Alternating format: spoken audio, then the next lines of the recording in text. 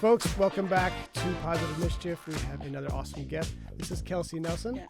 Kelsey is a sports personality in the DC area. Is that the best way to call it? Sports personality. Yes, I know. I have so many titles, but that's the main one that people know. Okay, sports personality. Yes. Now, is that different than a sports journalist, sports anchor? Yeah, I think I consider myself a journalist as well, right? Okay. I teach intro to sports journalism at George Washington University, Cool. so I tell my students being a journalist comes first.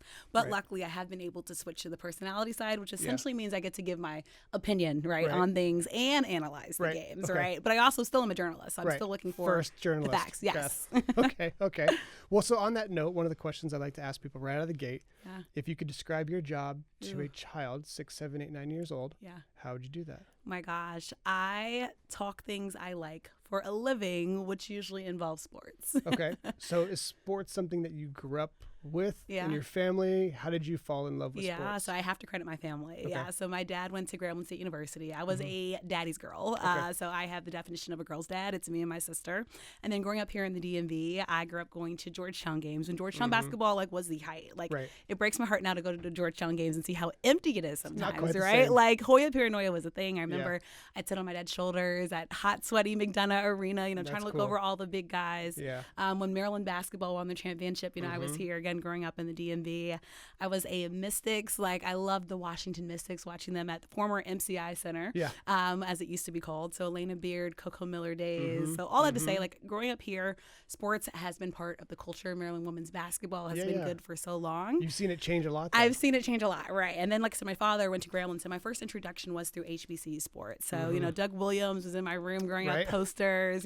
Many fans know him here for what he did for the Super Bowl, but I got to know him for what he did at Grambling State, right before the Super Bowl era. I know him for what he did in the Super Bowl. I was a 7-year-old boy watching the Denver Broncos get their butts kicked by him. So, I know very much. I never forgot it. I'm still a Broncos fan, and I have enjoyed the misery of the. Yeah, I don't have much to add for you for the Broncos.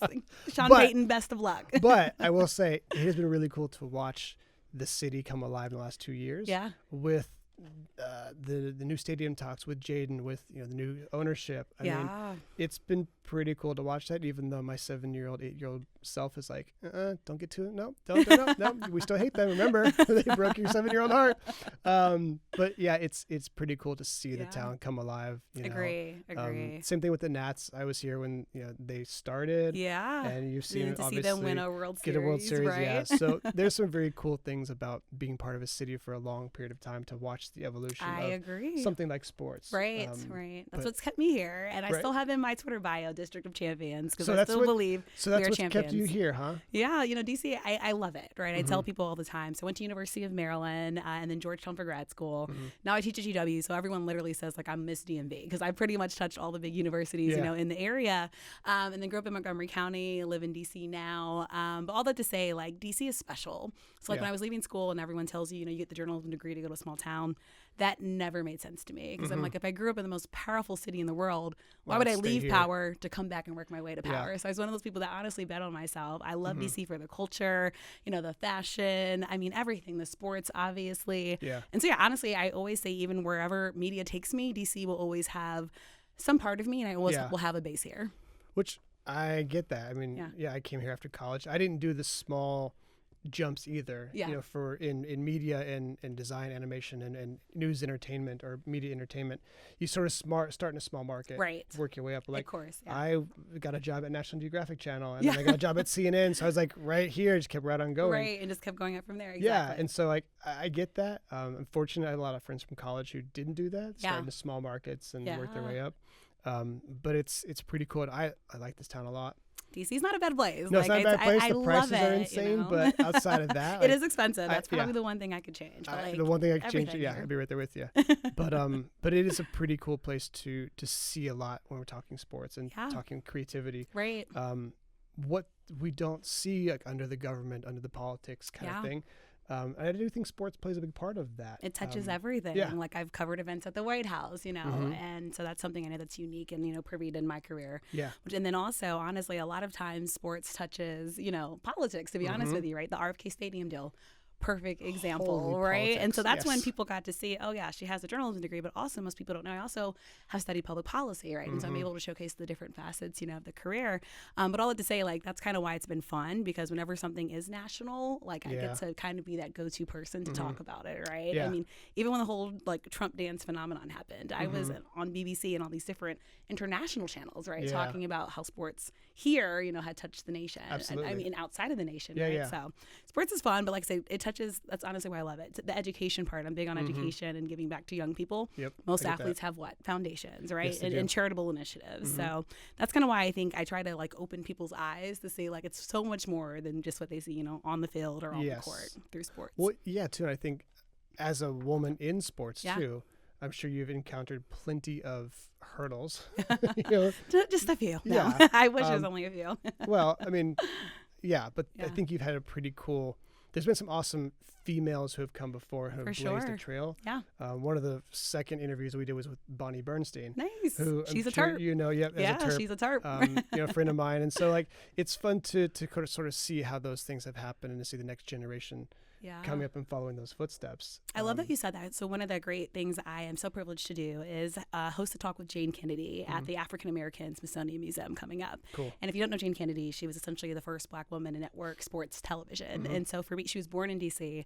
And so for me, she was always the person that I heard about coming up. Yeah. I also have a pageant background. She had a pageant background. So like she was always one I heard about. So now like for the African American Museum to reach out to me to lead and moderate her talk, she has a brand new book out called Plain Jane. Okay. I just think about like the full 360. Like here's somebody like literally that like trailblazed the way, and now I get to help tell her story. So how does creativity fit into all that? Yeah. Then, so as we're talking, a creativity podcast and sort of opening up the doors and trying to define it, which is probably impossible, but we're trying nonetheless.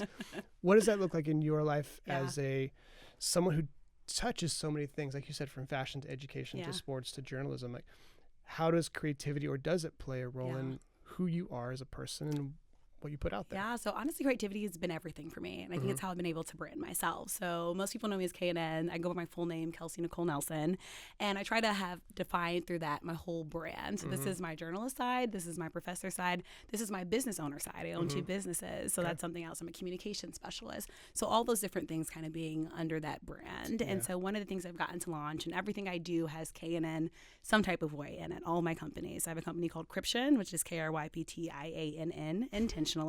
And then I have Listen In with KNN. And I actually launched Listen In with KNN, going back to your point, because when I graduated college, everyone was telling me there wasn't a place for me in front of the mic and in my hometown, right? And that one really hurt me, right? Because I'm like, I'm in my hometown, like I'm ready, I got my degree, I did really well in school. And essentially when people didn't offer a seat at the table, my creativity led me to build my own. Not only build my own table, but I'm very big into bringing chairs with me and making sure that people can actually sit down, place their elbows at the table, and have a conversation and be heard. Thus was Listening with KNN. You got that one down pretty good. Oh my gosh. You've rehearsed that one. You said that a few times. I'm just telling you. When people always say like it's just about bringing a chair, I'm like, it's so much more than bringing a chair. Yeah. Because if I'm just bringing a chair and I'm not helping somebody else get tools to build their chair as well, like I'm very big into legacy. Yeah. I'm legacy driven. So like the table, I want to make sure the table's good when I'm gone from here. Sure. And that's kind of what drives me, each and every day. So yeah, I started Listening with KNN, which started out honestly just as a podcast. It's grown now into a podcast network. We're partnered with Fox Sports Radio. I have 2 internship programs. So talking about creativity, my interns are doing everything from editorial work where we have new pieces coming out. We just had the former MB PA director on the show. We just had the director of the National Battle of the Bands, on the show, and they're helping me to recap these articles. We're producing audio shows. We're producing video shows. And it went from just being, the sports sound of the DMV to almost now being the sports sound of the nation. And that means a lot to me. So something I started again to give myself a voice, an opportunity, because I wasn't going to wait. Like I refuse to be waiting. Like I try to make the most of each day, and probably the question I get asked the most is how I do so many things and have so many titles and how I maximize 24 hours. But it is the creativity, honestly, that keeps me going. And so it's been amazing. And I just got awarded for that company from the Daily Record. So it's really nice to see something that, again, you started for an opportunity, now create opportunities for others. People. And then they're able to use their creativity and flow. Like I love when I see my former interns get like media jobs. Well, I get that. I remember my internship at National Geographic Channel. Like I learned more in that summer than I did my entire 4 years of college. Yeah, and I had a pretty good hands-on college experience. Right.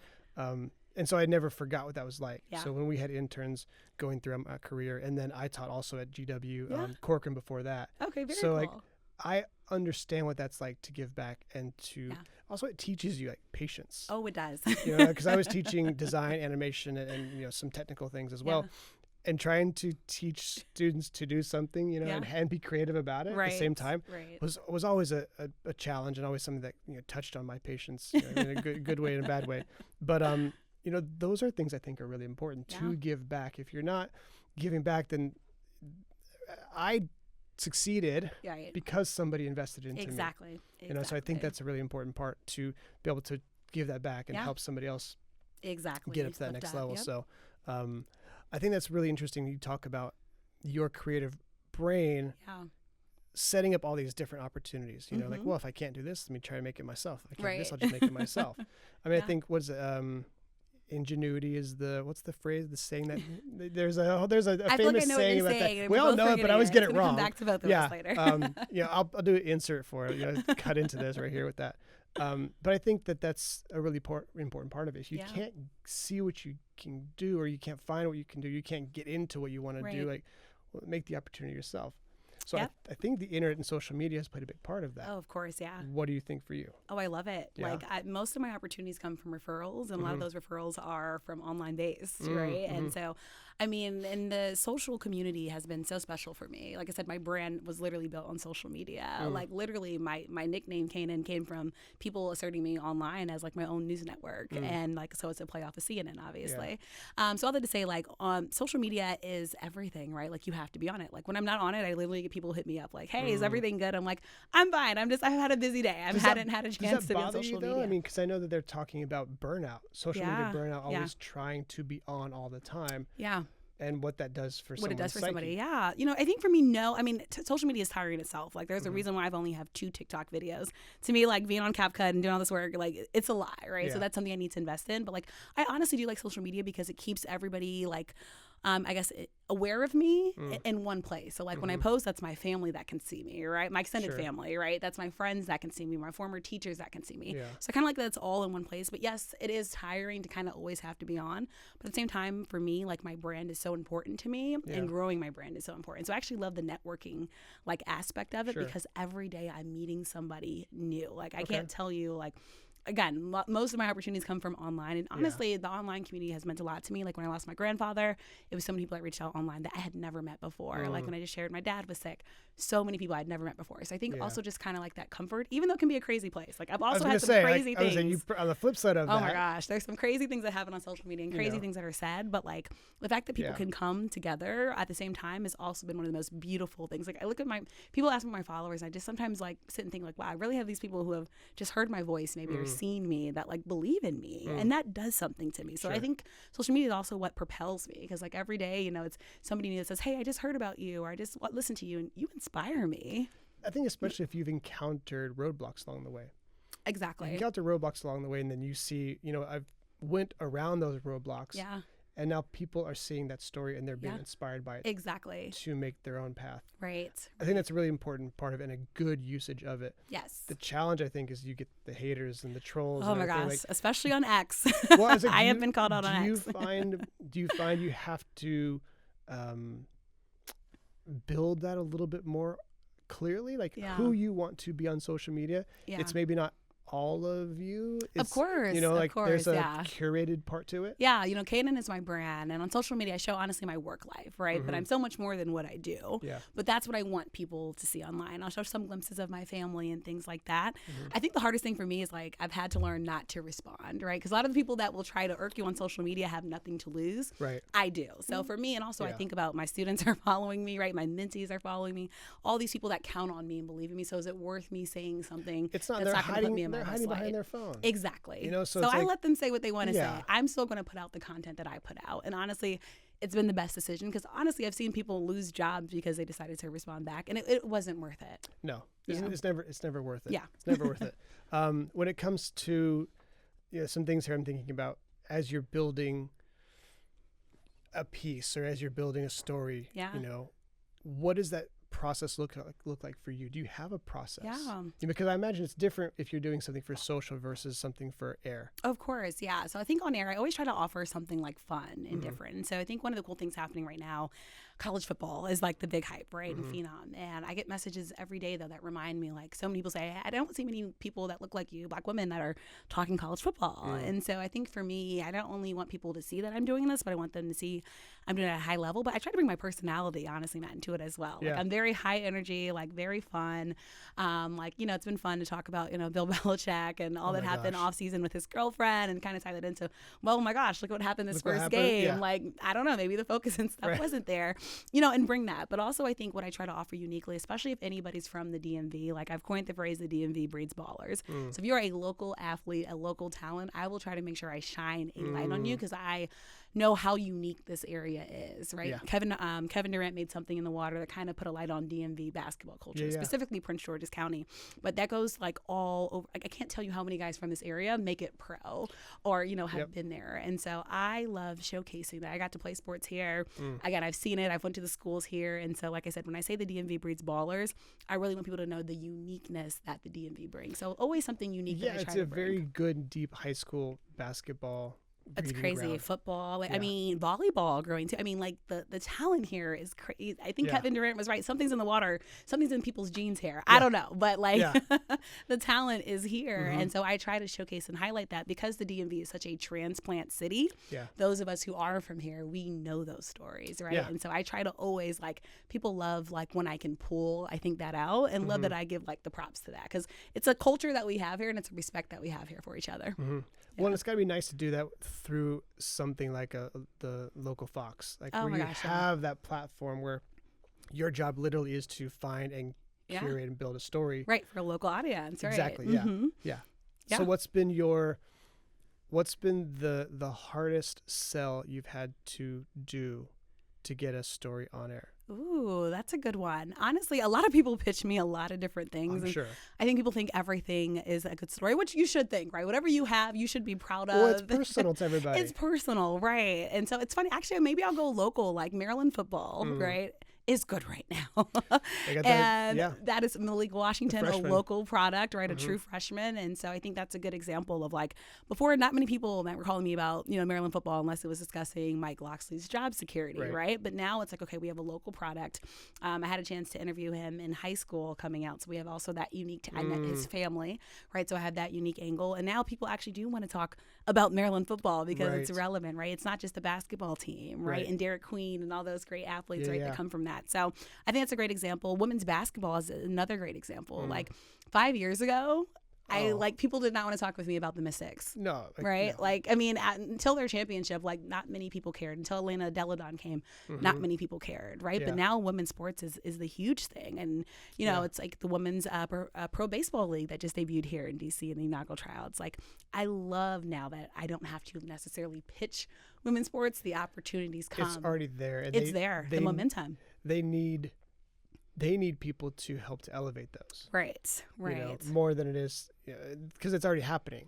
It's, if you're not part of that now, like, you're late, right? Like, and so for me, it's been so fun. And then people look and say, oh my gosh, well, she has the background. Let's pull her in. She's calling women's basketball games, right? Let's pull her into it. So I think that's honestly probably been the most fun to see the women's sports growth, you know, from like me pushing, like, you guys, we need to talk about this. Well, it's funny because I have, my daughter does karate. She loves that. Yeah. My wife has 3 kids, and her youngest is a big soccer player. Okay. And so, like, we've got, you know, sports and activities and things like that. And so it's fun to be part of that and to see, like, that world of the next generation of girls going into what they want to do and pushing into sports and things like that. The opportunities are just, they're endless now. Yeah. I mean, like I said, it's women's pro baseball.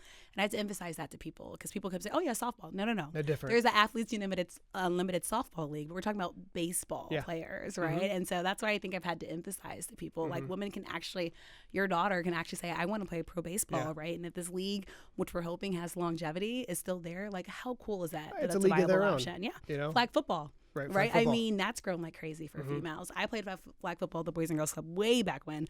My opportunities stopped when I stopped playing at the Boys and Girls Club, right? There was no thought of it. Like, you know, we had the powder puff game in high school, but, like, no thought of extending it. That's an opportunity for females now, and I love that. Well, we were just talking about, you know, her son also plays football. He's 13. Yeah. And so, like, there was a girl that played on the other team against him. Now, I had that when I was in junior high. We had a girl that played on our team, and she was tough and strong, but like once we got into high school, right, like that dynamic changed. It changed, right. And there wasn't a lot of opportunity. She didn't do that.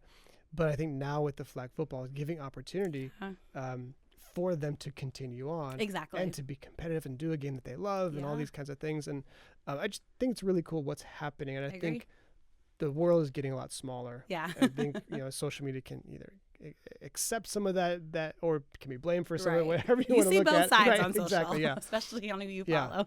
But I think it's really interesting to talk about when you're trying to pitch a story, you're trying to find what's out there, and you have to figure like, okay, this has to entertain in a way. Exactly. Right. And that's where I think being able to see something from a creative standpoint, like, does this check that box? Right. Like, there has to be and if it doesn't quite, like, how can I come at it from that angle of creativity? Exactly. To lead into that.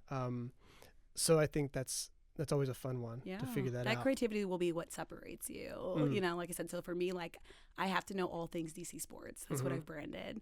And creativity wise, I think people like that. Oh, when like I'm talking, I like to think I'm not boring, right? And like I said, I'm going to usually try to offer something that somebody didn't know, right? And that means something, like, you know, to me, to be able to offer that. Right, exactly.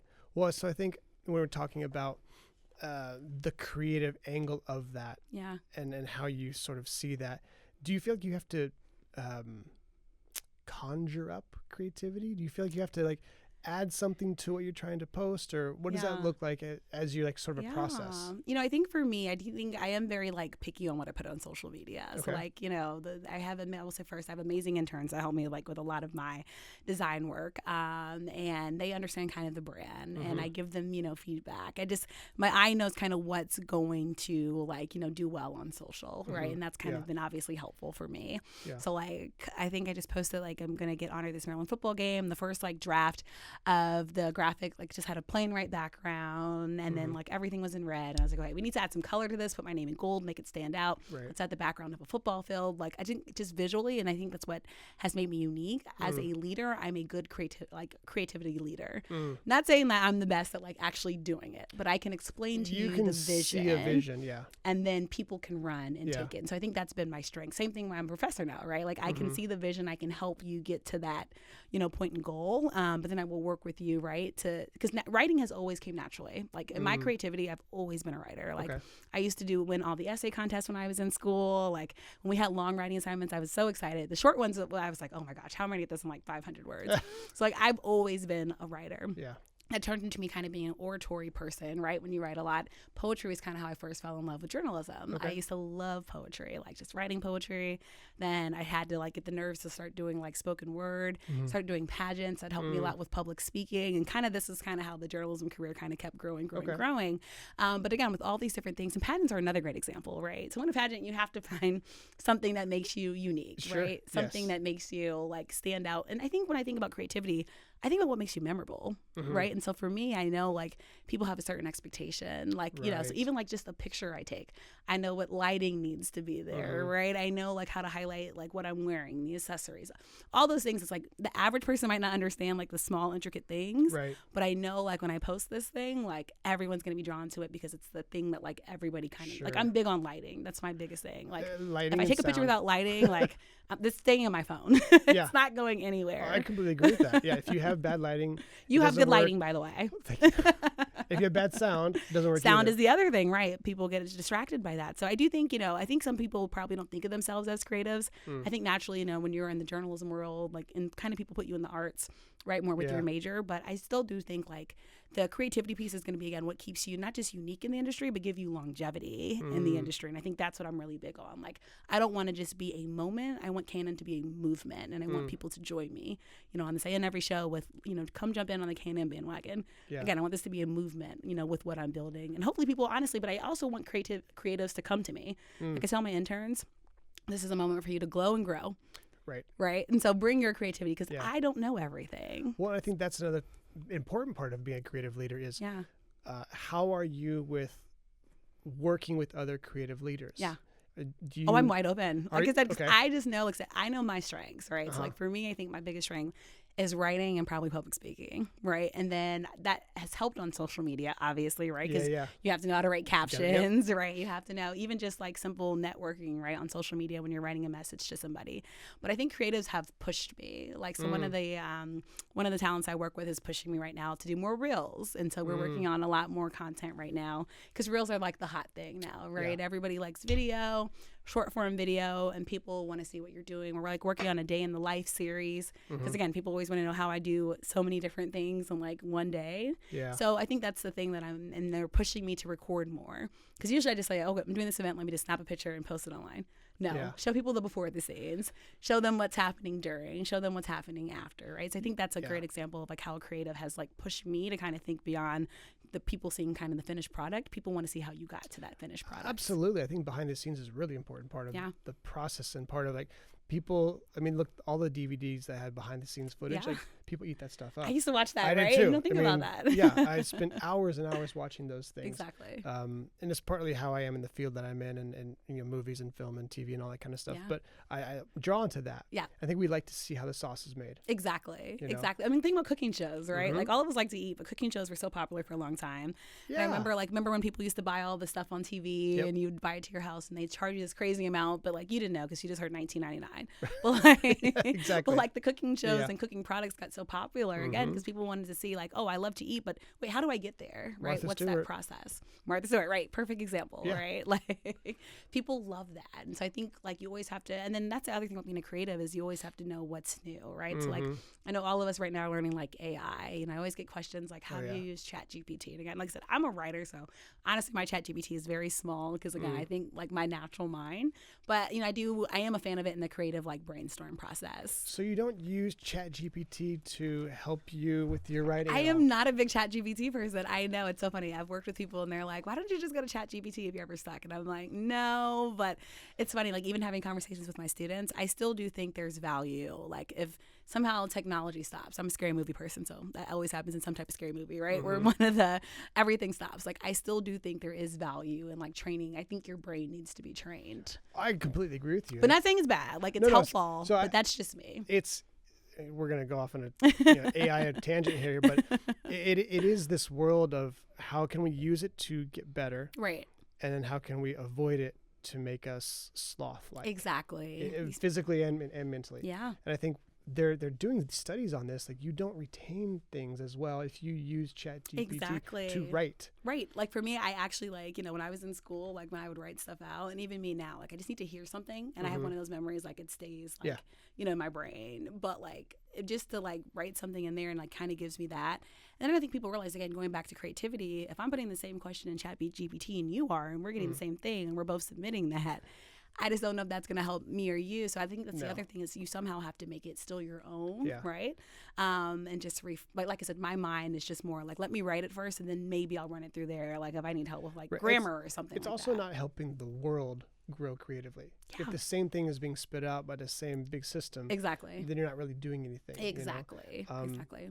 I also see it from a different perspective as art goes. You know, because I think this idea that we don't know where sources come from, you know, like it's a hard thing to police. Yeah. But at the same time, like I've been to Amsterdam, I've seen Van Gogh, I've seen, you know, Monet, I've been to Rome, like I've seen all these things. So I've already been inspired by those. Right. So in a way, what's the difference between me as a human being inspired and creating based on that inspiration, then taking what I maybe want to do, going to a place where the same inspiration's already been put in, times 1,000. Right, fair. And then trying to extract from it, through my own lens. You know, so I don't know how we police that. I know, and I don't have the answer. None of us do, right? That's why AI is such an interesting topic now. But I just don't think it's this evil thing to no, I definitely don't think it's bad. And I do think you have to be with, let's be honest, you have to be with technology, right? If otherwise you'll get left behind, right? Yes. So it's something that you do. And I do see good uses of it. Yeah. But I still do think like there's like something I've noticed like with young people now is the writing, honestly. So bad. And I mean even from like email writing, like LinkedIn writing, LinkedIn posts you're finding. I've had so many people leave like dear first name and they forgot to change that. And I'm like this is simple. And first impressions do matter. Oh, absolutely. Like I mean, because like me, you screw that up, you could never get it back. People have spelled my name wrong, though it's in my email, right? Like simple things, right? And I think my parents did pretty well in trying to just give me an easy name that people could like just, but all that to say, like, that's kind of why I try to push them, right? And so like, when you are doing this, like, I mean, it's a representation of you. And like I said, I trust AI, but like for me, like I trust myself the most. Out of anybody in this world, I trust myself the most. And so how do I take all these different things, but again, put my brand on it? Because I'm not always going to get a second opportunity, right? Like if you're writing somebody for a job, let's say on LinkedIn, and you mess up their name, you might irk that. The person might have had a bad day, and then you put that, and then that might be it, right? Even though it might be something minuscule or small to you, like it could be big to them. So that's why I think just paying attention to detail. And again, maybe that's where I think, help. But I know we're going to continue to refine it. Yeah. But I just don't want students just to rely on it and then like that be the end, because I don't think that's going to help them in the long run. No, it doesn't. You know, I use it for goofy things sometimes. But to use it in a professional sense where it's going to write my LinkedIn posts, like it can't just stop there. Yeah. Take it in, and if put your own creative spin on it. You have to. People like authenticity. I agree. Like I feel like that's how I've been able to grow here in DC. Like I feel like people feel like they know me, right? Well, you can see right through it. Yeah. You can right. see Like right through it. people I feel like know kind of how I write and like just certain things that I'll say. Like I always say like humble and grateful. Anytime I get something, it's humble and grateful. Like, and so like that's become a thing. And like, so my life motto, essentially saying, be humble, don't be humbled. And that's kind of how I live life. And that's kind of how I like never get too, everyone says like, how do you not get too big and things? I'm humble in everything I do. I treat every single day like an audition.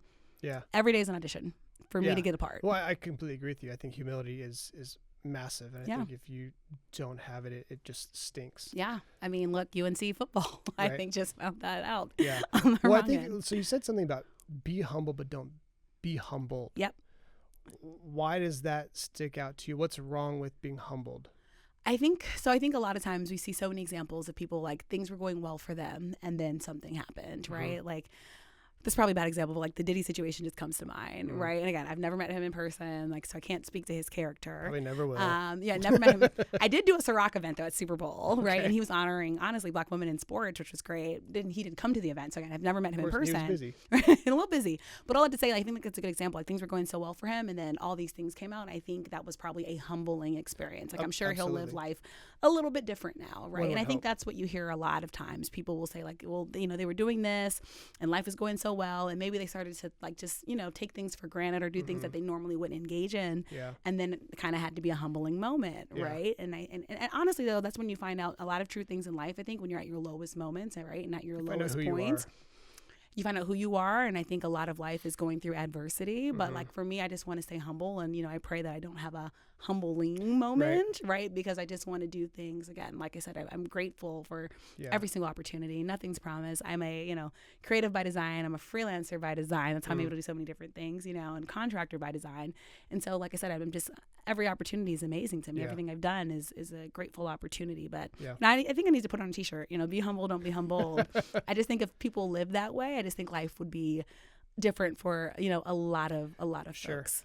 Yeah, I think you could even add a little footnote to that of what do you do with yourself when you are humbled? Yeah. You know, like that to me is the real sign of character. Yeah. If you can be humble ahead of time, it's because you've already been humbled once. That's fair too, right? You know, like, I always say like my parents. We're not born humble. We're born selfish little. Because that's what you're taught to be, right? You know, like, literally, you're fighting in the womb, right, for yourself, right? Then you come out into this big world. You come out and you scream and you scream when you want to eat. Like nothing else matters. You just scream when you want to eat. The parents need to give you the attention, right? That's such a fair point. So I think like we're born selfish and arrogant in that, you know, what we want. So at some point to become humble, you have been humbled. Yeah, I think that's so true. Like for me, it's my family. Like I love when I send my mom my work, because you know a lot of people will see my work and they'll say, "Oh, this is amazing, great job," and I love that. But I need the person that's going to be real with me, and she will be the one like, "Oh, sweetie, this was good, but like you talk too fast on this one, or you know maybe that lipstick color that wasn't the best choice, right?" My mom is a real one. Like she's from down south, she speaks her mind, but I absolutely love that. That's cool. It helps to keep me humble because I know nothing I do is perfect, and we all need to be grounded. Yeah, and continue to stay grounded, because as soon as you think that you're you've reached it big or you're too important, like something comes crashing down. It's so true. And again, we see so many examples and I hate it. Because I always tell people, like, I hate doing the broke athlete story. People always ask me that, what is it like? And I hate it again because I think it's a humbling moment, for so many of them. But for me, I want to do the financially responsible athlete moment. Like, I love shining light on, like, right now there's so much happening since we have NIL now, like more athletes kind of getting in contact with financial advisors earlier, right? Tax people earlier because you don't want the IRS knocking at your door. Yeah. I want to do those stories. Like, I hate having to do the story where someone had it and lost it all. But there is still a story in that, right? The redemption story and kind of the comeback story. But, I kind of like the story that, the person is learning along the way. And I agree with you. The challenge with that is humans, we like the train wreck. We do. Like, we do. That's what gets big. It's what gets clicks. It's unfortunate. But so you have to find out, like, how do we tell that story in a way that is uplifting? Right. We're not and not shining just, like, a light on the train. Yeah. We don't want to see the train wreck. I mean, we want to see how people recover from the train wreck. Right. And not just, like, talk about that. Right. But because there is a lesson in that, like, it's right? salacious, and we like to see other people. It's true. People do. Those are the stories that, like I said, the Diddy example was huge. Like, how locked were people on that case, right? Too locked. Like, there was, like, nonstop coverage, and, like, it was a lot, right? Yeah. But people wanted that, and essentially media had to offer what people would watch and what people would go to. Well, that's the dark side of the trolls and the social media. Right. Is that human, the underbelly desire to see someone who's made it big, see them fall. Right, like, to see them fall. Yeah, right. And it really sucks. So yeah, it does. We don't have time for that here. Positive mischief. There we go. Positive. Yeah, exactly. On that note, we're going to have some little bit of mischief.